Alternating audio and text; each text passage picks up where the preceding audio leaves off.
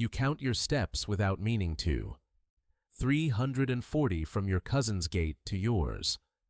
Wheat stubble on both sides of the irrigation ditch path, silver gray in the last light, the sky that particular shade of deep blue that comes just before full black, when you can still see 20 meters but shadows have stopped meaning anything. The textile certification exam is 6 weeks away. You have 47 vocabulary terms folded in your jacket pocket, written in your cousin's pen because yours ran dry last week. You tell yourself you will return the pen tomorrow. You tell yourself a lot of things on this walk that you later have trouble remembering whether you actually believed. The village at the end of the path has maybe 200 households. You know every family by the sound of their rooster and the particular smell of their cooking fire. Your mother keeps accounts for the cooperative. Your father works the corn and wheat. Your younger sibling is already asleep by the time you get home most evenings, school bag hanging by the door, unbothered. This is what safety looks like in Henan Province in the autumn of 2001.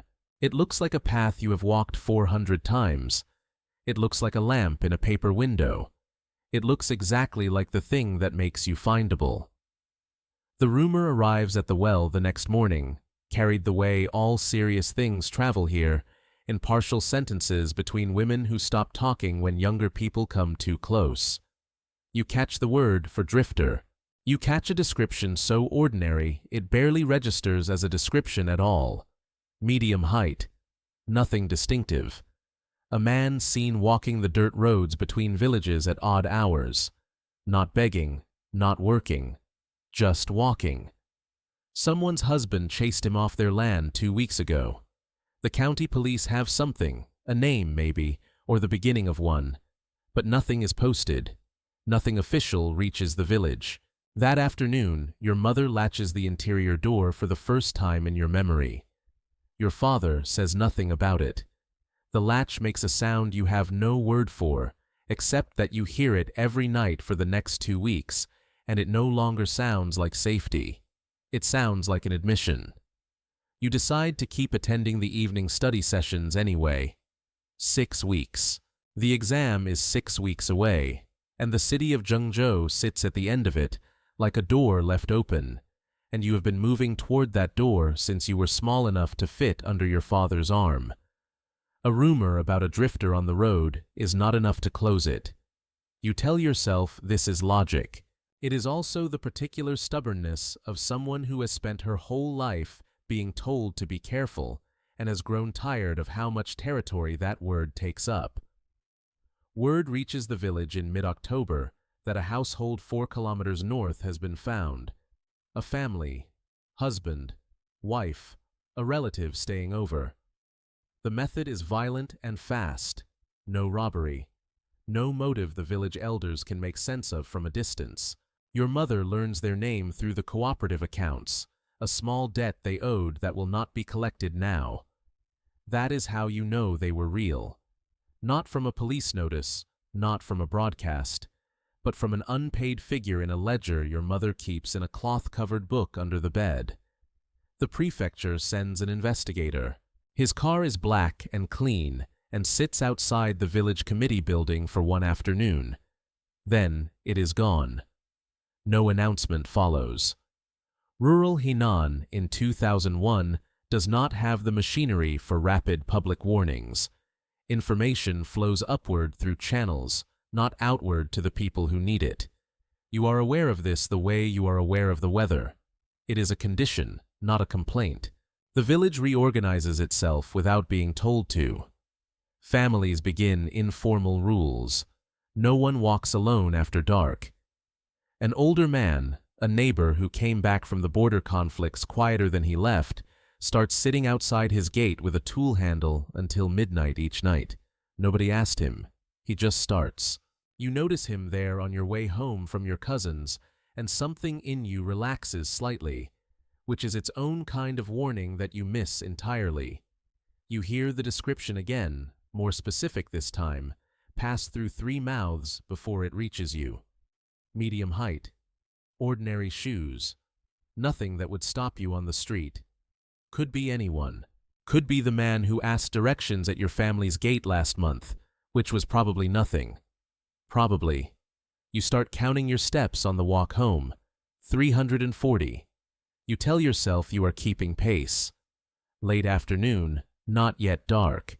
You are cycling back from the market town, 40 minutes on the flat road, when you see a man sitting on the low stone wall beside the path, maybe 200 meters from the village entrance. He is not doing anything. Resting, you think. It is a public road. People sit on walls. He glances at you for a moment, the way you might glance at something that could be useful and file it away, not threatening, not lingering, just the brief registration of a pair of eyes doing inventory. You cycle past without slowing. You do not tell anyone. What would you say? A man sat on a wall. That is nothing. That is less than nothing. You almost do not remember it by dinner. Almost. 8 days pass. Nothing happens.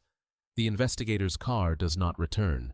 At the well, the older women have moved on to arguing about irrigation allocation. The man with the tool handle stops sitting outside after day 5 because his wife needs him. The village exhales in that way communities exhale, slowly, without deciding to, the way a fist unclenches when the immediate threat seems to pass. You complete your exam preparation ahead of schedule. Your cousin quizzes you, and you score 44 out of 47. The 3 you miss are textile chemistry terms. You will have them by next week. Your father laughs at dinner. Your sibling's school bag hangs loose by the door again. The latch still catches at night, but it sounds different now, more routine, less confession. Your parents leave for your uncle's household on a Tuesday evening. A land partition question, the kind of family business that requires your father's presence and your mother's account book, and stretches into a long night of tea and argument. Your sibling goes with them. You say you will follow in an hour. You want to finish the chemistry terms. You have 3 left.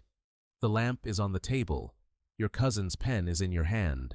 The house is quiet in the way a house is quiet when you are the only person in it, which is a different kind of quiet than when other people are simply asleep. You hear the courtyard gate. You think your parents came back early. You call out.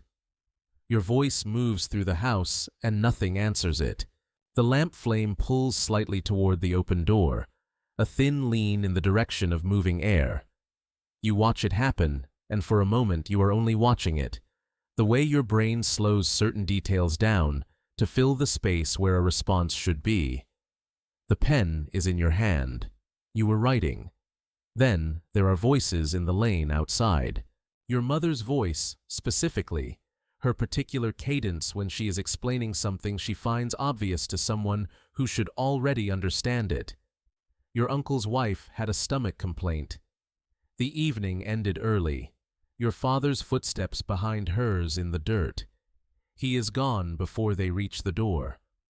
Through the courtyard, the way he came, quick and silent, leaving nothing behind that you can point to. No broken thing, no mark. The lamp is still burning. The pen is on the table when your mother walks in, though you do not remember putting it down. You are sitting exactly where you were. You tell her you were studying. This is true. You do not tell her the rest, because you cannot yet locate language for what the rest is. I was not hurt, you say, to the prefecture investigator a week later. Physically, entirely unharmed. You repeat this like a fact that needs frequent verification. The investigator is a woman, which surprises you, and she writes your description down twice, underlining the detail about his shoes. Ordinary shoes. She needs something, and you can see that she knows you do not have it. Your description fits 10,000 men on 10,000 roads. You understand this as you are giving it, and keep talking anyway. Because what else do you do with the 3 minutes between the gate sound and your parents' voices that you cannot stop replaying? Yang Xinhai is arrested in November 2003.